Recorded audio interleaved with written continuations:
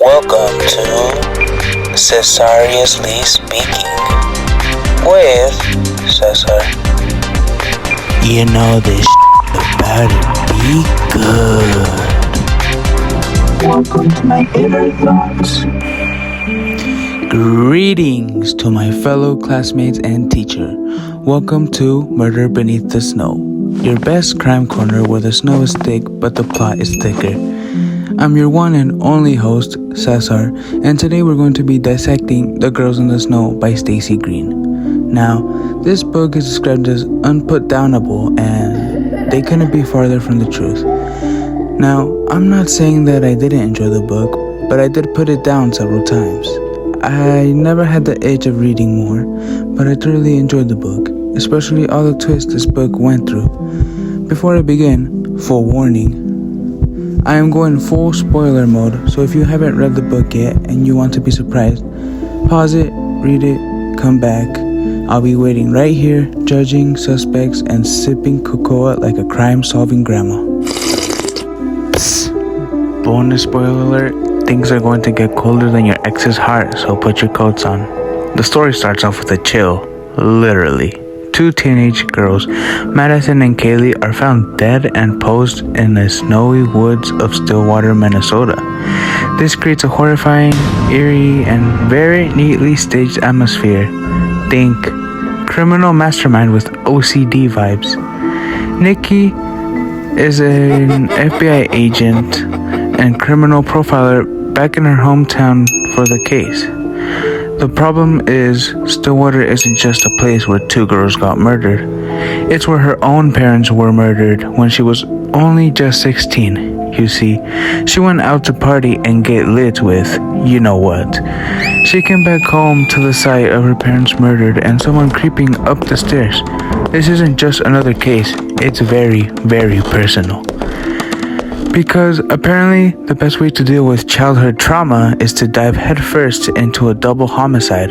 Therapy? No thanks. I'll just relive the worst moment of my life with a crime scene and a flashlight. Okay, let's talk Nikki. She's that girl. Smart, serious, and deeply haunted. She's not here for nonsense. Yeah, she's a complete FBI badass. She doesn't believe the sheriff's theory about Frost, the only serial killer she hasn't caught yet, being the killer. Yes, Frost. Horrifying, right? She's got the calm of a profiler, the instincts of a wolf, and the emotional scars of a tragic backstory. She's raising her daughter, Lacey, while tracking murderers, and somehow, some way, she still finds time to emotionally unravel over old wounds. Now that's multitasking. She's also battling a huge internal conflict. The man convicted of killing her parents, Mark Todd, is filing an appeal. New DNA evidence suggests he might actually be innocent, which means that teenage Nikki might have pointed the finger at the wrong man. Whoops, sorry. Okay. We know two girls got murdered.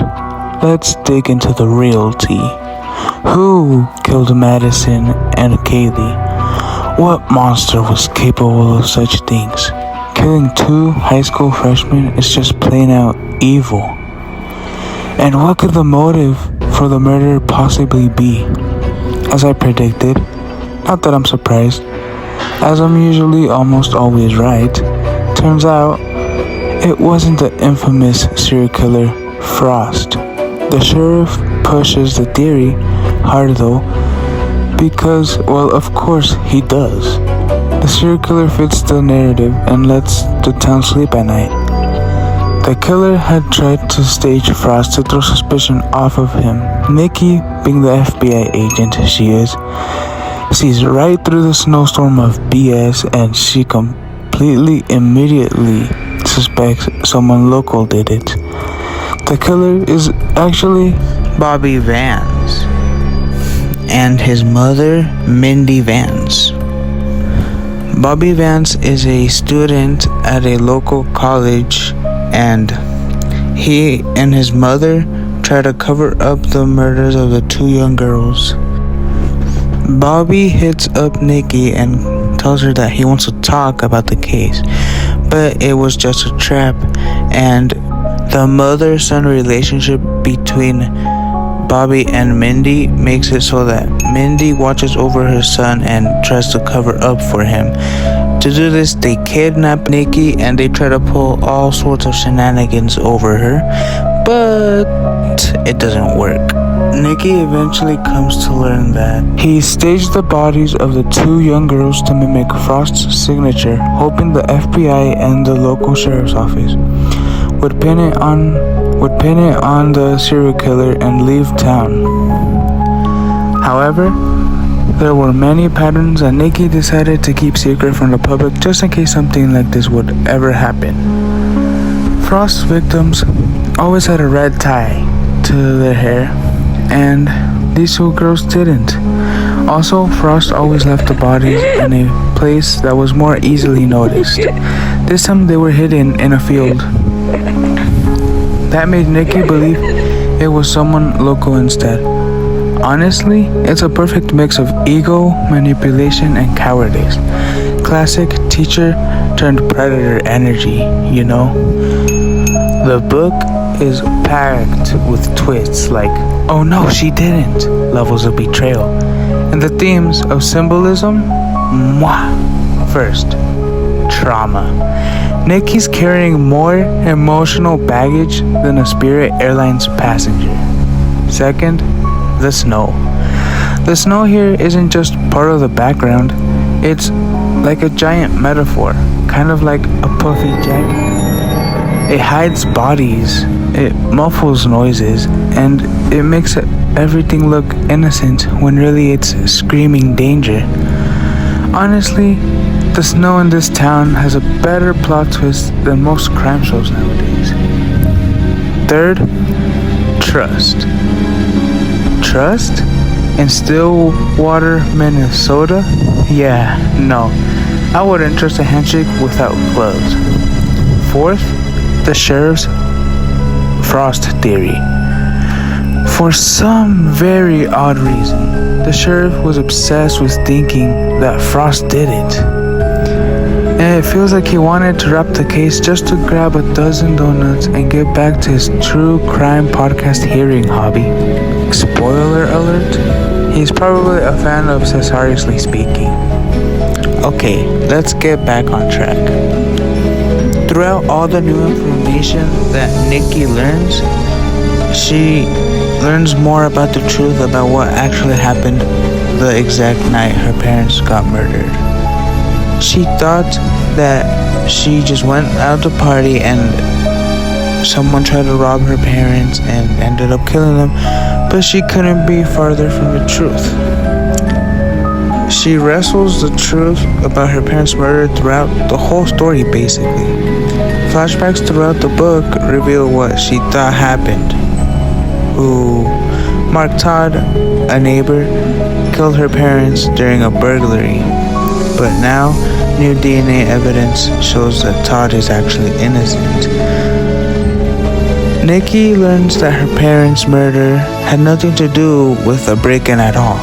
Instead, it was about a grudge someone had on her father.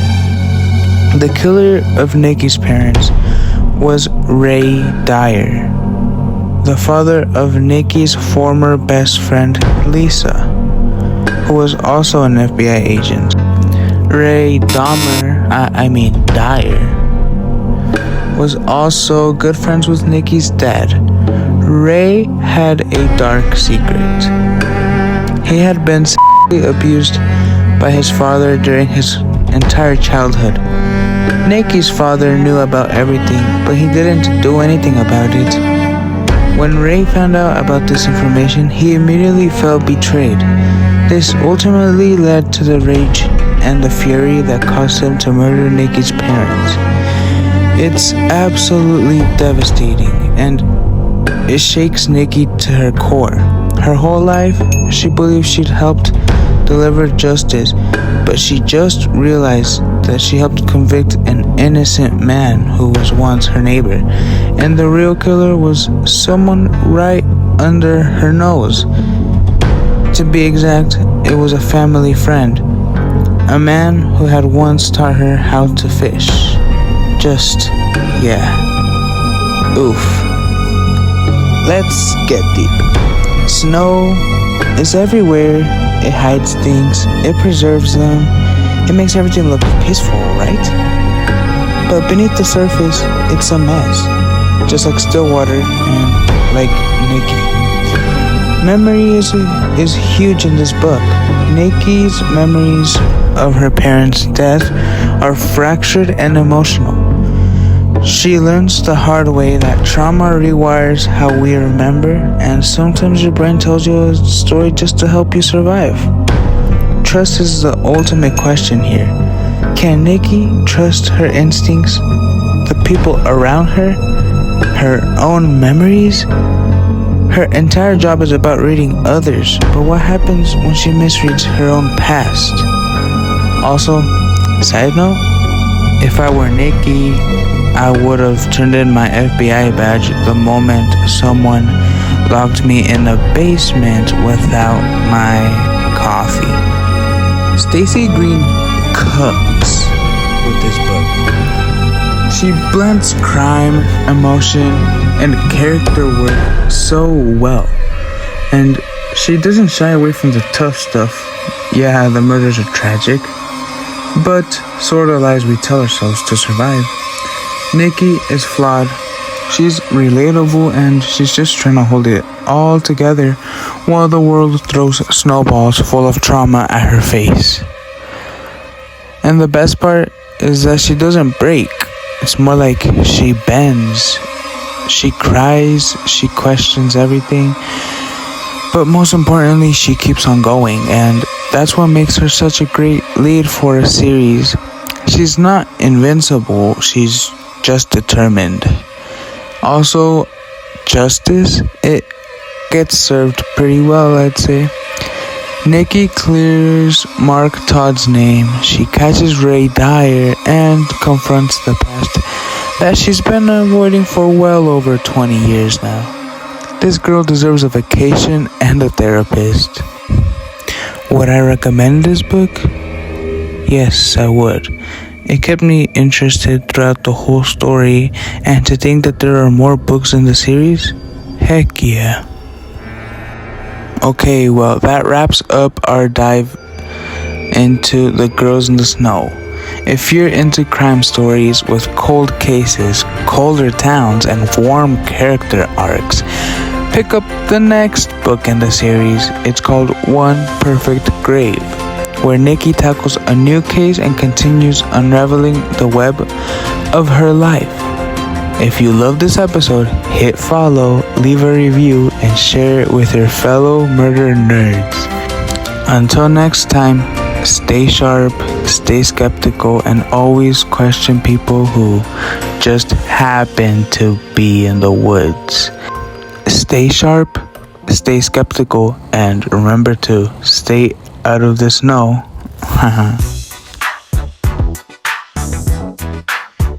Thanks for watching.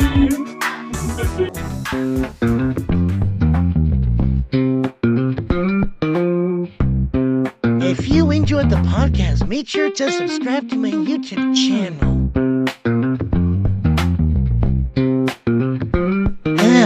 I finished just at 3 a.m. Please give me the rate